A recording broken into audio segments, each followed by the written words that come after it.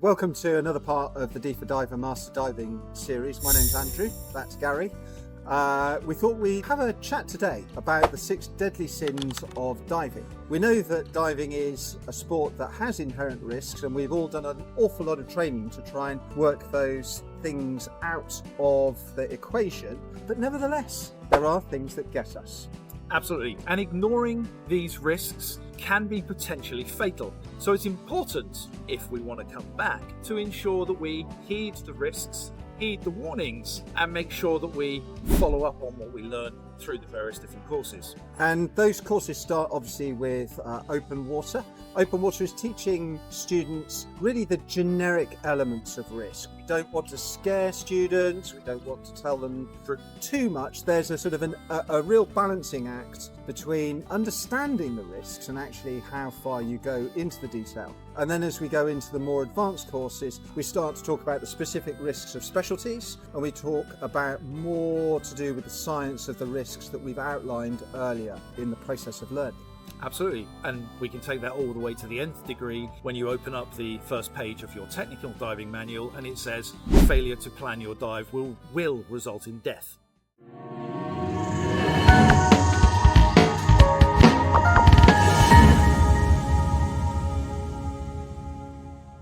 So what we want to have a look at then is what mistakes are they that newer divers tend to make that represent avoidable and potentially fatal errors. Probably the first place you've got to start with is listening to yourself or listening to your own body. There's a lot around the issues of physical well-being that are really, really important. And those are both the things that are just happening to you and you don't necessarily have a great deal of control over, like colds, congestion, fitness to a degree, and then the things that you're kind of choosing to do. Alcohol being probably the one that's talked about most often. Yep. You'd have drugs in that as well. And when I say drugs, when we talk about drugs, it's not just about recreational drugs, but it's about medication as well. Yeah. Because if we think about, cold and congestion, somebody will throw some Sudafed down their neck and feel absolutely fine. That congestion's now gone away. I've used medication to do it. And then halfway through your second dive, the medication starts to wear off and the congestion comes back in and you get a reverse squeeze and now can't surface. Yeah. So there's all of those things to take into consideration. And also where my head's thinking about with that is that a lot of divers are a little bit older than Andrew and I. And so with that, you may be taking some prescription medication for high blood pressure, heart disease, any of those kind of ailments. But it's the weak knees, the weak back, the various different elements of our physical body that may make us want to pause and just understand and assess and listen to our own body and determine whether going on a liveaboard with 5 dives a day is really the best thing for us in the condition that we're in. And indeed, when you've got there, when you've spent the money, are you willing to admit how you feel? And that is a fundamental fact. I mean, I'm fortunate enough that I've been prepared to make that decision. I've been on a liveaboard where I don't feel well and I've canned the dive. And my dive buddy is happy that I've canned the dive because they were worried about the potential liability and the risk that I might be. I had it on a boat in the Philippines where I may have drunk 1 or 2 too many Long Island iced teas the night before and was feeling a little bit green. I canned the second dive because I knew that I'd be a liability to the other people in the group and I wasn't going to enjoy it. So listen to your body. It's really important that you do that. So moving on, the next area that's probably worth really thinking about, and we hear about this so much, weighting and buoyancy control, trim, those elements that really, once you've got it, you know you've got it and you really enjoy a dive. And it's a completely different experience from those earlier dives in your career where you were enjoying yourself, but actually it was a really high work rate. You're chugging through the air and you're teetering on the edge of being completely out of control. Yeah. You know that I've got it. No, I don't. And you start drifting off. And actually the thing that always worries me the most is the person that hasn't really got the muscle memory for what's the difference between inflate and deflate. Yes, yeah, or they dive holding it the whole time. Yeah. So the key things we're thinking about here is having improper buoyancy control can lead to fatal issues. And so how does having improper buoyancy control lead to potentially fatal issues? Well, the first thing you've got is that if you are overweighted, you're likely to have to stick a whole load more air into your BCD in order to stop you from coming back to the surface or from hitting the bottom. But if you're overweighted, as you jump in and you deflate your BCD, you may be descending so fast you can't keep up with equalization, so run the risk of overexpansion or squeeze issues on your airspaces. So it's really important that as we get into the water, we descend nice and slowly so our body can keep pace with the speed at which we're descending, making sure that we can equalize thoroughly, making sure that we can continue to control our breathing. But most importantly then, as we reach the depth that we plan to reach, we can level off and ensure that we don't have any negative impact on the substrate or the reef that's around us. And of course the reverse of that is true as well, because if you're overweighted and you've got more air in your buoyancy, the moment you change depth, the change in pressure and volume is going to exacerbate any issues that you have around buoyancy going up. And if somebody's not really used to that, not really preempting it, really easy way to lose control and find yourself shooting the surface in a way that you really didn't want to be doing. Exactly. And so if we think about the risks associated with an uncontrolled ascent, you've got, of course, the potential for lung overexpansion injuries. Are you going up and breathing enough? Or is there the risk that the air that's inside your lungs will expand more than the capacity of your lungs and, like a balloon? There's also the risk of decompression sickness. When we think about what decompression sickness is, it's a physiological response to being at depth for too long and coming up too fast and allowing the gases that are in us, the inert gases, the nitrogen, to fail to exchange through the lungs and cause bubbles in our blood. Again, coming up very fast, particularly if you've been deep, you run the risk of shallow water blackout, which is basically where the internal partial pressure of oxygen exceeds the ambient pressure and you just flake out. It can be very dangerous. Anybody would think that Gary might have done a video about buoyancy. It would be worth having a look. It is my big bugbear, diving properly weighted. We have divers who, my size diver, rocking in will say, I need 9 kilos or 18 pounds. They don't need 9 kilos or 18 pounds, but it's what they're comfortable with. Hey, we all have to learn. Other things that we might do as newer divers is we may neglect our safety setups and our safety checks. Now, whether that is your checks that you might do when you're actually setting up your equipment, even more so when somebody sets up your equipment for you and you trust that they've done all your checks, don't trust anybody. You're the one carrying the risk. Check your gear. Make sure that before you've left the dive centre, your gear's been checked over and that you're happy with it, whether somebody else has set it up or you're setting it up. But always, always, always do some kind of pre-dive safety check. Now with Paddy, we're taught BWRAF, begin with review and friend. Burgers with relish and fries. Bangkok women really are fellas. Lots Bruce of choices. Willis ruins all films. There we go, see? Lots and lots of options for it. Or one that I use, ABC, air, buoyancy, computer. The most important thing is that at the point you're about to enter the water, you know that your equipment is working and can sustain not only you, but your buddy in the event that you need to donate air to them. I think the thing about checks is they're possibly the first thing that people start to ditch. As you kind of get competent and familiar, it's really easy for people to be quite cursory. About what you're doing. And I think there's a sort of also a peer pressure thing on a boat. If you don't see others doing it, there's that sort of feeling, well, I'm too cool, I don't need to do it, or they're being too cool, and that makes you feel reticent to do it. And I just encourage anybody, it's worth doing it, ignore everyone else, it's just about you. Absolutely. And 6,500 dives in and I still do a pre-dive safety check every single time before I get in the water. It's quick. Most people won't even notice that I've just done a pre-dive safety check because I'm doing everything all at the same time and it takes me 5-6 seconds, but I've just checked everything in that time and know that I'm good to go. The other area that's possibly worth thinking about as you kind of go through the logic of a dive is diving beyond the limits of your training. And I think we've probably all heard those stories of somebody who's been taken out by an instructor who wants to help them but actually goes very much kind of beyond the limits of the training. That element of wanting perhaps to sell something. I think it's sort of one of the Yep. industry, maybe dirty secrets is the right way to put it. I don't really know. I sort of feel a bit Yeah, new to yeah, it, but yeah. No, it's you true. Trying to upsell by exposing a diver to a strong current to sell a drift course, or doing a dive to 30 meters to sell a deep course because you've already done dive one. No, it's absolutely true. And the important thing is recognizing what are your limits. And this is not only for a training limit, but what are your personal limits? How comfortable are you? There are some people who descending beyond 50 feet, 15 meters will create anxiety. So don't go below 15 meters or 50 feet.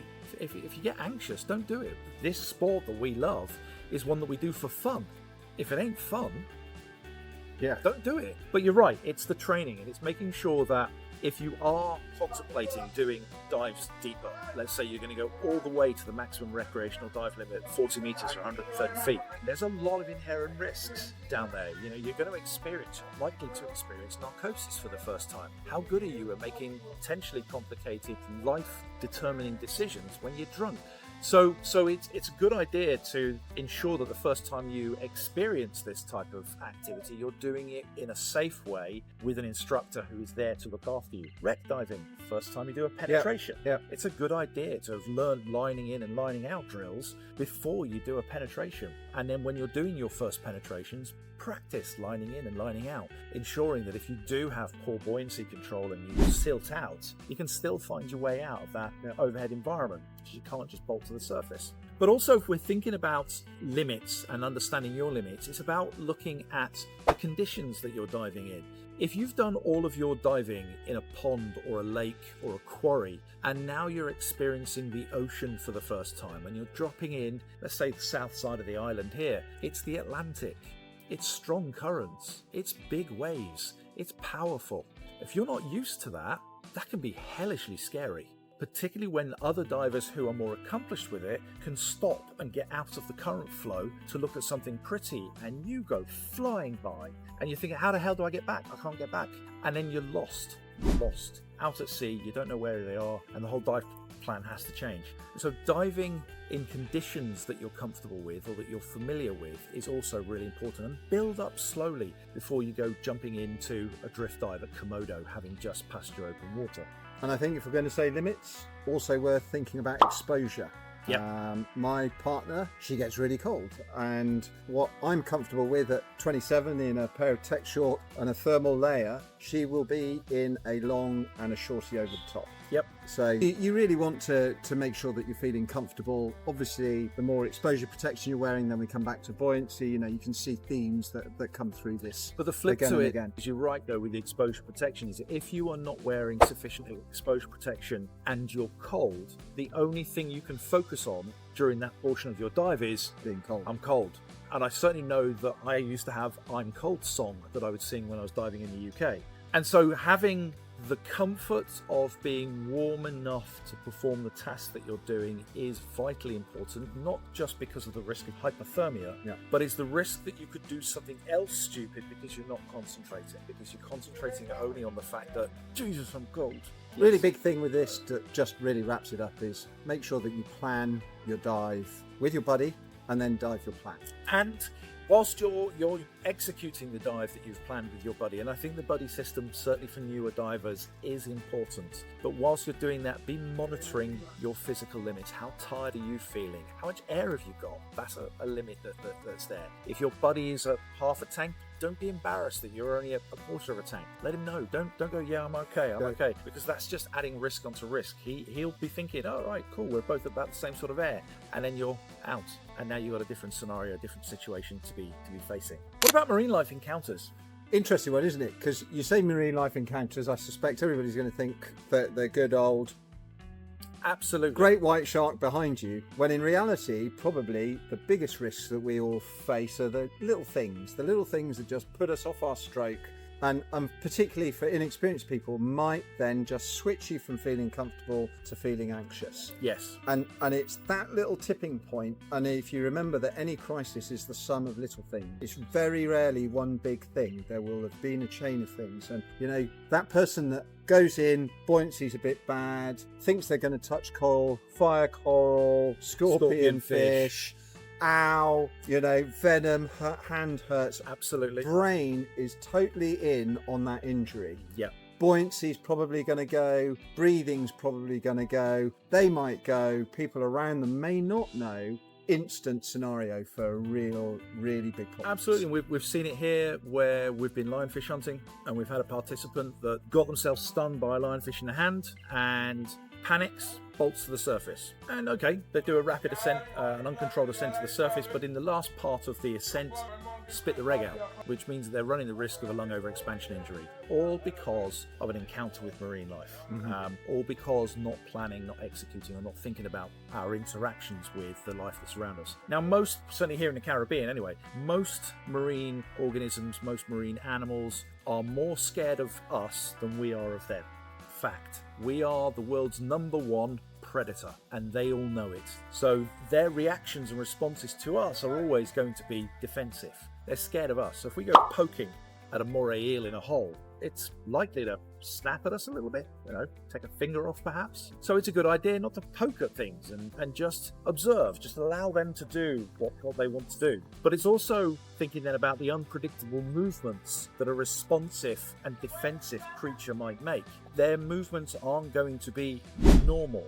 Or not our normal. Yeah. It's not our normal realm, right? Exactly. We're not going to expect them. Exactly. And so we wouldn't necessarily expect a small fish to come forward and attack us because, my God, we're so much bigger. But they will if they feel threatened. As we develop in diving is to understand the behavioural patterns of the marine animals that are in there. But most importantly, it's about stepping back, observing the creatures and the critters that are around us, and not harassing or touching them. I think this is something that's covered in a Discover Scuba Diving. Let's just not harass the marine life that's around us. And then we massively reduce the risk of the potential for harm, the potential for injuries, and the potential for the triggers that then perform that crisis, as you mentioned, that force you to bolt to the surface. Because it's not the little things, it's the accumulation of little things. Yeah. What about your kit? Let's talk about our equipment and why that could potentially be the cause of a potentially fatal incident. There's a couple of really obvious things here. When we buy our kit, we're often told about the service intervals of equipment. It's actually, sometimes it's amazing how quickly they come around. If you dive all summer, 100 dives on a set of regs, that doesn't take very long. But the opposite of that is, if you go and buy your own kit because a dive shop has said to you, it's really good to have your own kit because then you're familiar with it, but you don't dive regularly, you go home, you've got salty kit, you hang it up, it dries. Is it going to perform like you expect it to next time you take it out? So there's kind of stuff at both ends of the spectrum. And so the important thing then is understanding your equipment. Yeah. What equipment do you have? How does it work? How does it fit together? How does it function? Where do you need to be focusing your attention? And then that familiarity that comes with the cleaning and storing process, making sure that you've cleaned the inside of your BCD as well as the outside, making sure that your regs are stored in a cool, dry place, not somewhere that's moist. Ensuring that we do regular maintenance of our equipment, probably more so if you're not diving very often, as you said. But I also say that one of the important things is that whilst we may know that our equipment has just been serviced, and we see this a heck of a lot with travelling divers, they're coming out here for a 2-week dive trip, they've taken their regs into Billy Bob's dive shop and had it fully serviced. They come out here, whack it on a tank, jump in, and boom, we've got a hose exploded somewhere. And the whole idea is, well, that shouldn't have happened. I've just had them serviced. Yeah. But you didn't do a pre-dive safety check. Yeah. You didn't check it over before you got in the water to know that, I can hear a leak. And I'd go even further. In fact, and I'm pretty sure I've read and seen it elsewhere, hook your gear up, after a service, before you go anywhere. There's this principle in diving that the earlier you can check it, the easier it is to fix it. So, you get it back from a service. If you've got access to a tank, or even there, just say, look, I'd just like to hook it up, make sure that we're really good so that when I walk out the door, I know I can pack it, I can get on a flight, and when I get there, it's going to work. Because if you come somewhere like Carriacou, you're at the far end of the supply chain. If you need a service kit for something, it's not going to get here in the time frame of your holiday. So check it at home. Yep. Pre-dive safety check. Just please do it as early as possible. Absolutely. In that chain. And similarly, if it's any electronic equipment that you've got, dive computers, cameras, anything else that you might be using, make sure that they're charged up and you've got all of the updates that are on them. There's nothing worse than, actually I've seen it with people using the iPhone cases. Load the phone into the case, seal it all, vacuum, jump into the water, drop down, switch on the camera. Oh, you can't because there's an update needed. Yeah. And you can't run the application, you can't run the software. I've had it with my DJI where I've had it in the wrong dive mode. And so none of the buttons work because I'm in the wrong mode. And actually, it's my Insta360. Yeah. Can't press any of the buttons because You've been locked. I've been locked out. And so those things are, again, really important that if you're looking at electronic equipment, that it's tested, it's working. Test it on the boat, make sure the buttons are working before you jump in the water. Because you know if you jump in the water with the camera and it's not functioning, that's when you're going to see the big shark, the rays, and the huge freaking turtle. And I didn't bring my thing today, snorkeling, and we saw spotted eagle, southern stingray, nurse shark, shoals of fish, absolutely beautiful, and it was a really, really chilled snorkel, and I'd have loved to have had the camera. We don't believe a word of it. There's no record. It's not on Strava.